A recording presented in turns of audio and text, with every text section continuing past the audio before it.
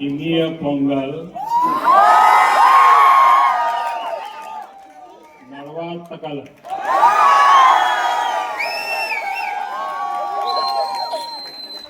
आज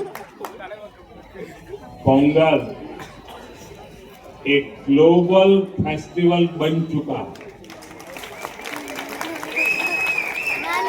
दुनिया भर में तमिल समुदाय और तमिल संस्कृति से प्रेम करने वाले लोग इसे उत्साह के साथ मनाते हैं। उसमें मैं भी एक हूं।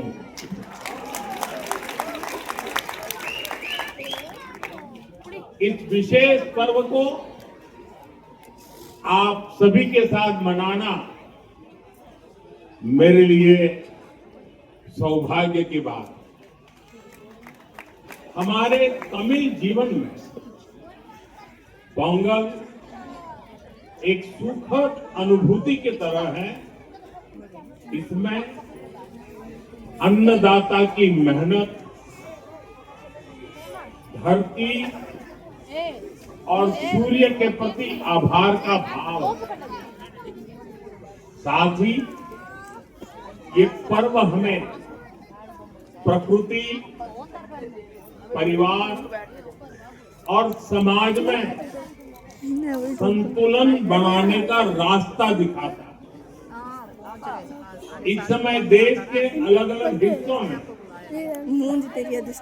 लोहड़ी, मकर संक्रांति, माघ बिहू और अन्य त्योहारों की भी उमंग है। मैं भारत और दुनिया भर में रहने वाले सभी तमिल भाई बहनों को पोंगल की और सभी पर्वों की बहुत बहुत शुभकामनाएं देता हूं। साथियों, वैसे मेरे लिए ये भी बहुत सुखद रहा है कि पिछले वर्ष मुझे तमिल संस्कृति से जुड़े कई कार्यक्रमों में शामिल होने का अवसर मिला। मैंने तमिलनाडु में 1000 साल पुराने गंगई कोंडा चोलापुरम मंदिर में पूजा की।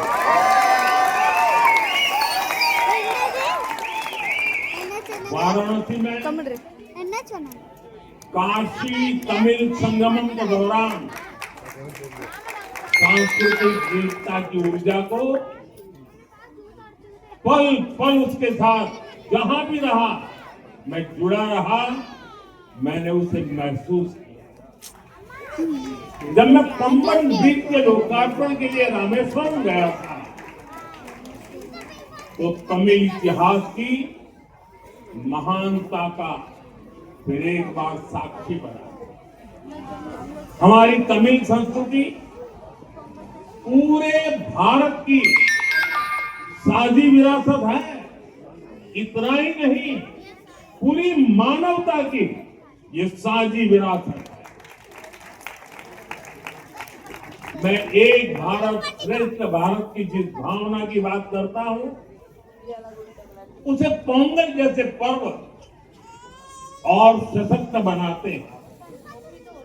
साथियों, दुनिया की लगभग सभी सभ्यताओं में फसलों से जुड़ा कोई न कोई उत्सव मनाया जाता है। तमिल संस्कृति में किसान को जीवन का आधार माना गया।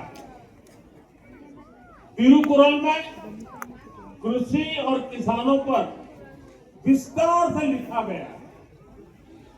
हमारे किसान राष्ट्र निर्माण के मजबूत साथी हैं। उनके प्रयासों से आत्मनिर्भर भारत अभियान को बहुत मजबूती मिल रही है। केंद्र सरकार भी किसानों को सशक्त बनाने के लिए प्रतिबद्ध होकर लगातार काम कर रही है। साथियों, पोंगल का त्योहार हमें प्रेरित करता है कि प्रकृति के प्रति आभार केवल शब्दों तक सीमित न रहे, उसे हम जीवन शैली का हिस्सा बनाए। जब ये धरती हमें इतना कुछ देती है, उसे संजोने का दायित्व भी हमारा है। अगली पीढ़ी के लिए मिट्टी को स्वस्थ रखना, पानी को बचाना और संसाधनों का संतुलित उपयोग करना सबसे जरूरी है। मिशन लाइफ, एक पेड़ मां के नाम, अमृत सरोवर जैसे हमारे अभियान इसी भावना को आगे बढ़ाते हैं। हम खेती को अधिक सस्टेनेबल और पर्यावरण के अनुकूल बनाने के लिए निरंतर काम कर रहे हैं। आने वाले समय में सस्टेनेबल खेती के तरीके, वाटर मैनेजमेंट, मैं तो लगातार कहता रहा हूं, पर drop more crop, natural farming, agritech और वैल्यू एडिशन की भूमिका बेहद महत्वपूर्ण है। इन सभी क्षेत्रों में हमारे युवा नई सोच के साथ आगे बढ़ रहे हैं। कुछ ही महीने पहले मैं तमिलनाडु में नेचुरल फार्मिंग से जुड़े एक सम्मेलन में शामिल हुआ, जहां मैंने देखा कि हमारे तमिल युवा कितना बेहतरीन काम कर रहे हैं। यानी प्रोफेशनल लाइफ की बड़ी बड़ी चीजें छोड़ करके वो खेत में काम करते हुए मुझे मिले। मैं खेती से जुड़े अपने युवा तमिल मित्रों से आग्रह करता हूं कि वे सस्टेनेबल खेती में क्रांति लाने के इस अभियान का और विस्तार करें। हमारा लक्ष्य ये होना चाहिए कि हमारी थाली भी भरी रहे, हमारी जेब भी भरी रहे और